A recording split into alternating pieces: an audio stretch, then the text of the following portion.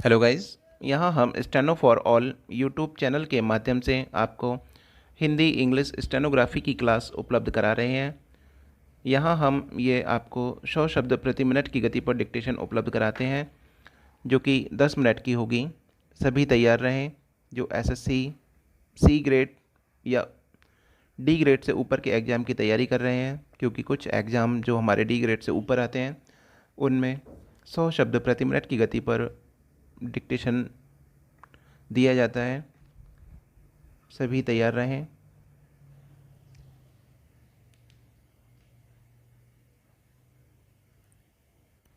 Ready.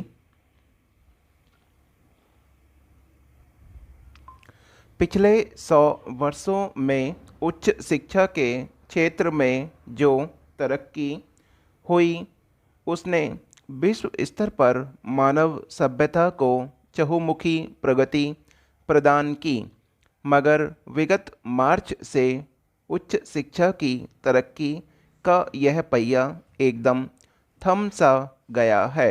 UNESCO के अनुसार आज 191 देशों में 25 करोड़ नौजवान उच्च शिक्षा से और लगभग 120 करोड़ बच्चे स्कूली शिक्षा के पारंपरिक रूप से वंचित हो गए। जाहिर है, इस महामारी ने जितना नुकसान दुनिया की अर्थव्यवस्था, कारोबार, रोजगार, कृषि और आवागमन को पहुंचाया है, उससे कहीं ज़्यादा नुकसान उसने उच्च शिक्षा और स्कूली शिक्षा का किया है। भारत में भी कोरोना के कारण 16 मार्च से उच्च शिक्षा की तेज रफ्तार थम गई है। देश भर के 1000 विश्वविद्यालयों और 55,000 महाविद्यालयों में सन्नाटा छा गया है। उच्च शिक्षा पर आए इस भीषण संकट का जो यह एक सुनामी या भूकंप की तरह है, समाज के अलग अलग वर्गों पर अलग अलग तरह से असर पड़ेगा। समाज का संपन्न वर्ग तो इस स्थिति का मुकाबला आसानी से कर लेगा, क्योंकि इस तबके के अभिभावकों के पास अपने बच्चों को घर पर रखकर पढ़ाई कराने के समुचित साधन उपलब्ध है। मगर समस्या उस मध्यम वर्ग और निम्न वर्ग की है जिनके पास ना तो पर्याप्त आर्थिक साधन है और ना ही ऐसे संपर्क सूत्र जो अच्छे कॉलेजों में उनके बच्चों को दाखिला दिलाने में मददगार हों। इन वर्गों की समस्या इसीलिए भी गहरा गई है क्योंकि इनके रोजगार और व्यवसाय पर कोरोना का भयंकर असर पड़ा है। ऐसे माँ बाप लंबे अरसे से रात दिन मेहनत करके अपने बच्चों को अच्छी शिक्षा दिलाने की कोशिश करते रहे हैं। उन्हें उम्मीद रहती है कि उनकी संतान अच्छे कॉलेज या यूनिवर्सिटी में दाखिला लेकर अच्छी नौकरी हासिल करेगी, मगर अब ऐसे करोड़ों परिवार में चिंता, संताप और निराशा की स्थिति है, क्योंकि उन्हें नहीं मालूम कि उच्च शिक्षा का अब क्या होगा और कोविड-19 संकट की समाप्ति के बाद उच्च शिक्षा कैसे चलेगी। इस महामारी ने दुनिया के ज़्यादातर देशों की तरह भारत की अर्थव्यवस्था को जिस तरह से भारी नुकसान पहुंचाया है, उसके कारण मध्यम वर्ग और गरीब तबके के करोड़ों परिवारों को लगने लगा है कि जिंदा रहने के लिए ही जब ज़रूरी खर्चों का इंतज़ाम करना भारी पड़ रहा है, तो फिर पढ़ाई लिखाई के लिए धन कहाँ से जुटाएं। बहुत से परिवार सरकारी और निजी बैंकों से शिक्षा ऋण लेकर काम चला लेते थे, लेकिन लॉकडाउन की वजह से अब इनमें भी कई रुकावटें हैं। कोविड-19 संकट गरीब वर्गों के लिए खास तौर से घातक होगा। हमारे शिक्षण संस्थानों में आपको ऐसे लाखों विद्यार्थी मिल जाएंगे जो छोटी मोटी नौकरियां करके या ट्यूशन आदि पढ़ाकर अपनी पढ़ाई लिखाई का खर्च जुटा रहे हैं। आज इन युवक युवतियों के छोटे मोटे रोजगार और अंशकालीन कामकाज खतरे में पड़ गए हैं। लाखों ग्रामीण और कस्बाई नौजवानों पर शहर में किराए के मकान में रहकर पढ़ाई करना मुश्किल हो गया है। इसीलिए उच्च शिक्षा की नीति निर्धारकों का ध्यान इस तबके पर सबसे पहले जाना चाहिए। इनके पास पढ़ने लिखने आगे बढ़ने का जज्बा तो है, लेकिन समुचित साधन नहीं है। आधुनिक विज्ञान ने दुनिया का महत्व बहुत पहले ही जान लिया था, लेकिन आज दुनिया एक ऐसे दौर में है जब पूरी बागडोर विज्ञान के हाथों में दिखने लगी है। क्या भविष्य की राह विज्ञान और केवल विज्ञान द्वारा ही तय होगी? क्या अर्थव्यवस्था और सामाजिकता जैसे विषय अब प्राथमिक नहीं रहे, केवल विज्ञान ही प्राथमिक है? अब विज्ञान ही बोलेगा तब हम घर से बाहर निकलेंगे।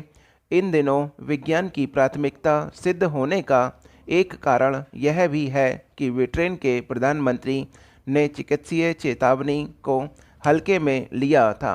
इसकी कीमत उन्हें कोरोना पीड़ित होकर चुकानी पड़ी। पीड़ित होने के बाद वह मजबूरन विज्ञान की शरण में गए। अर्थव्यवस्था या सामाजिकता जैसे विषय उनके लिए गौण हो गए। इस अकेले उदाहरण ने दुनिया में असंख्य लोगों को मजबूर कर दिया कि वे विज्ञान की शरण में जाएं। अमेरिका में भी विज्ञान की अवहेलना हुई, पर जब वहाँ तबाही मची तब अमेरिका विवश हो गया। आज अर्थव्यवस्था से शायद ही किसी को उम्मीद है। आज सामाजिकता झूठी सी लग रही है। केवल विज्ञान की ओर लोग टकटकी लगाए बैठे हैं और वह जल्द से जल्द कोई उपचार बताएं। दुनिया के वैज्ञानिक के बीच यह भी चर्चा है कि क्या कोरोना के सामने विज्ञान नाकाम हो गया। कई डॉक्टरों का मानना है कि हमने चिकित्सा तंत्र पर तो पूरा ध्यान दिया, लेकिन समाज तंत्र को भूल गए। टेस्ट किट, मास्क, वेंटिलेटर, कुछ दवाइयाँ सुनिश्चित हो गईं, लेकिन डॉक्टरों या वैज्ञानिकों ने लोगों के सामाजिक व्यवहार के बारे में ज़्यादा नहीं सोचा। जैसे केनियाई अर्थशास्त्री व बुद्धिजीवी डेविड नीड ने बताया, हमारे चिकित्सा महामारी विशेषज्ञ रोग के स्रोत और प्रसार को समझते हैं, लेकिन वे लोक समाज को समझने की में सक्षम नहीं है, और यह समस्या है। विज्ञान का पूरा लाभ उठाने में कभी कमी तो रही है, लेकिन ध्यान रहे जितना काम विज्ञान में थी उससे कहीं ज़्यादा कमी समाज में थी, और कोविड-19 जैसी घातक बीमारी को भयावह होने के मंच जगह जगह मिल गए। अप्रैल के ख़त्म होते होते दुनिया में 30 लाख से अधिक लोग कोरोना संक्रमित हो गए और 2 लाख से अधिक मर गए। वैज्ञानिक भी यही मान रहे हैं कि हमें सारे फैसले विज्ञान पर नहीं छोड़ने चाहिए। विज्ञान वास्तव में यह नहीं बताता है कि हमें क्या करना है।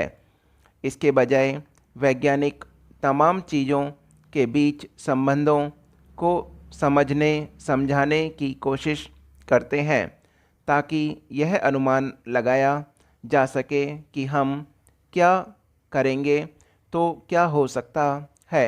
समाज या दौर कोई भी हो, वास्तव में यह राजनीति तय करती है कि हमें क्या करना है।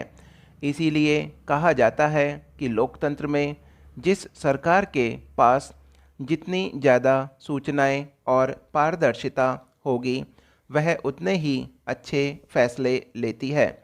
कोरोना के दौर में कई देशों की राजनीति व उनकी सरकार की पोल खुल गई। जिस देश ने अच्छे विज्ञान और बुरे विज्ञान के भेद करना छोड़ दिया था, जिसकी सर्वोच्च प्राथमिकता मानव जीवन नहीं रह गया था, वे कोरोना में ज़्यादा फंसे। कोरोना एक बड़ा सबक है। इसके बाद हमें अच्छे विज्ञान की मांग और ये हमारा 10 मिनट का डिक्टेशन समाप्त हुआ, जो कि 100 शब्द प्रति मिनट की गति पर था।